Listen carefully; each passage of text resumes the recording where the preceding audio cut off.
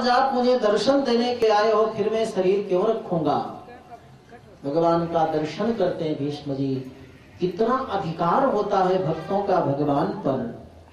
भीष्म जी कहते हैं, हे भगवान कृष्ण, आप यहां तक तभी तक खड़े रहिएगा जब तक कि मेरे प्राण इस शरीर से नहीं निकल जाते।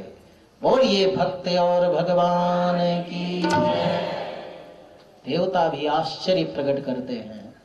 भीष्म जी ने उपदेश दिया है तो युधिष्ठिर जी का सारा अज्ञान, शोक, मोह सब दूर हुआ और सबके देखते देखते भगवान का ध्यान करते हुए भीष्म जी ने महाप्रयाण किया।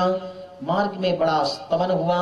भगवान कृष्ण द्वारिका में गए, सबसे बड़े प्रेम से स्नेह से सबसे मिलते हैं और उसके बाद परीक्षित जी का जन्म होता है। चारों तरफ देखने लगे, जिसने मेरी गर्भ में रक्षा किया वो कैसे कहां गया। जिसके 4 हाथ थे, हाथ में शंख चक्र था, वो कहां है। सांवला था, मुस्कुरा रहा था, पीतांबर धारण किया था। चारों तरफ देखने के कारण बालक का नाम परीक्षित हो गया। भगवान ने गर्भ में रक्षा की थी इसलिए विष्णुरात नाम पड़ा।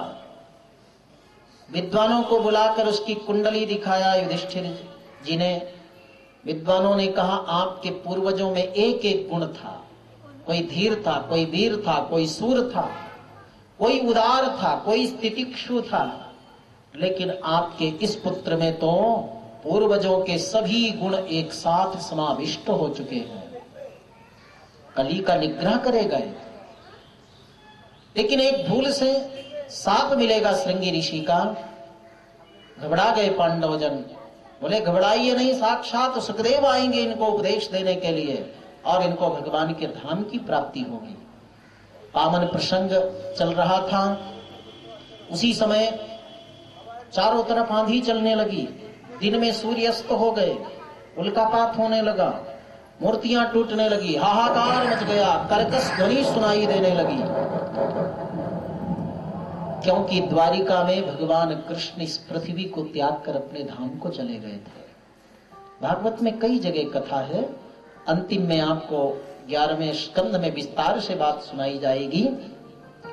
अर्जुन गए थे, लेकिन अर्जुन का आलिंगन करते हुए अर्जुन की भी सारी शक्ति का आकर्षण कर लिया भगवान कृष्ण। तो वहां से जब अर्जुन चलते चलते हस्तिनापुर में आए, उनके उदास मुख को देखकर, उनके क्षुब्ध और दुखी हृदय मन को देखकर स्वयं युधिष्ठिर जी भी बड़े दुखी हुए और पूछते हैं, क्यों अर्जुन, तुमने किसी देवी का अपमान तो नहीं किया? किसी शरण में आए हुए का त्याग तो नहीं किया? बालक, वृद्ध और नारी को बिना भोजन की कराए तुम स्वयं भोजन तो नहीं किए? किसी निरपराधी का तुम अपमान तो नहीं किए? इन दोषों के लगने से स्वयं को बहुत दोष लगता है। तब अर्जुन बोलते हैं कि वंचितो हम महाराज हरिणा बंधुरूपिणा एन मे पुहृतं तेजो भादेव विस्मापनम महतो। मैंने किसी का अपमान नहीं किया भ्राताश्री, लेकिन जो हमारे जीवन थे, हमारे प्राण के आधार थे, जो हमारे परम आत्म बंधु थे श्री कृष्ण, वो हम सबको छोड़ करके जा चुके हैं। आपने उस सभा में देखा था, जिस सभा में द्रौपदी को प्राप्त करना था और नीचे तेल में देखकर मछली की आंख का वेधन करना था, कितना कठिन था। बड़े बड़े वहां पर शूरवीर विज्ञानी जन आए थे, लेकिन जिन श्री कृष्ण की कृपा से यत् संश्रया द्रुपद गेहमुपागतानां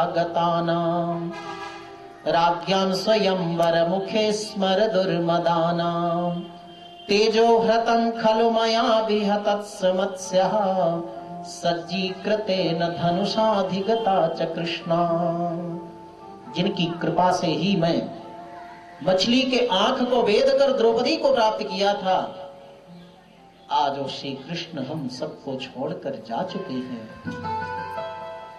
जिस महाभारत युद्ध में मेरे रथ के आगे बैठकर श्री कृष्ण सभी सूरवीर धीरों के बल तेज को छीन रहे थे और उन कंकाल को खड़े हुए लोगों का मैं वध कर रहा था, जिनकी कृपा से यो भीष्म कर्ण गुरु शल्य चमुष्वदभ्र राजन्यवर्य रथ मंडल मंडितासु अग्रे चरो मम विभो रथ यूथ पानाम आयुर्मनंसि चदृशा सह ओज अर्छत।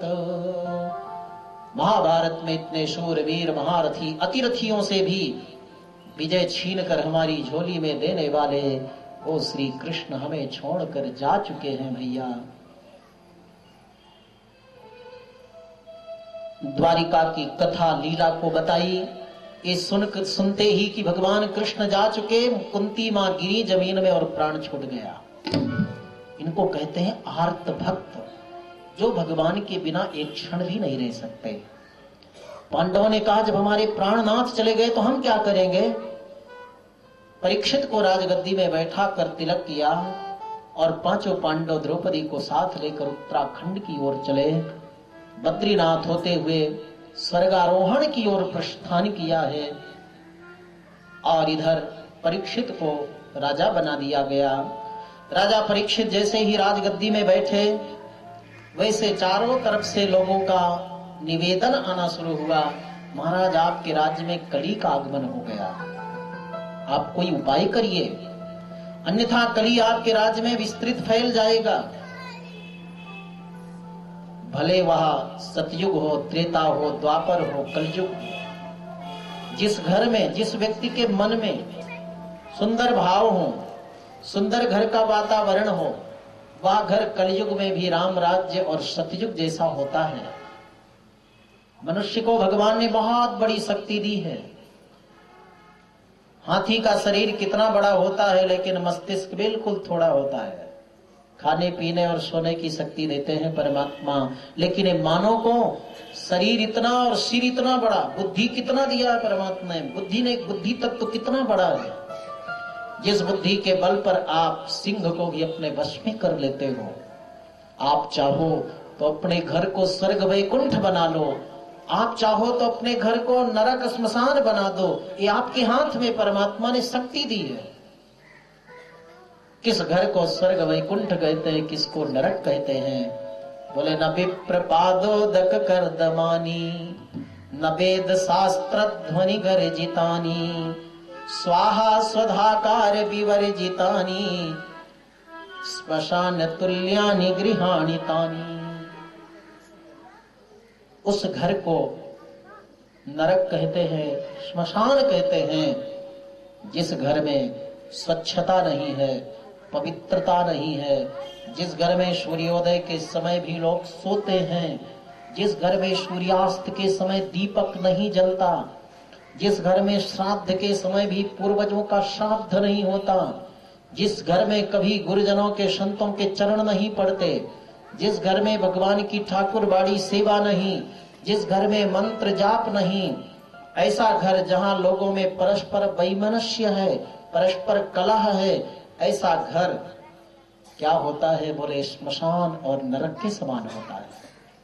और जिस घर में स्वच्छता है, पवित्रता है, जहां पर सूर्योदय के समय लोग उठ जाते हैं, सूर्यास्त के समय दीपक जला दिए जाते हैं, जिस घर में लोग परस्पर प्रेम भाव सौहार्द स्नेह से रहते हैं, जिस घर में अपने पूर्वजों का श्राद्ध होता है, जिस घर में बड़ों का आदर सत्कार होता है, जिस घर में संत गुरुजनों का चरण पड़ता है, जिस घर में मंत्र जाप अनुष्ठान स्तोत्र पाठ होते हैं, जिस घर में भगवान का भोग निवेदन होता है, ऐसा घर साक्षात स्वर्ग और वैकुंठ बन जाता है। देखो, अपने जीवन में भगवान ने बहुत कुछ दिया है, अनुभव करने वाला चाहिए।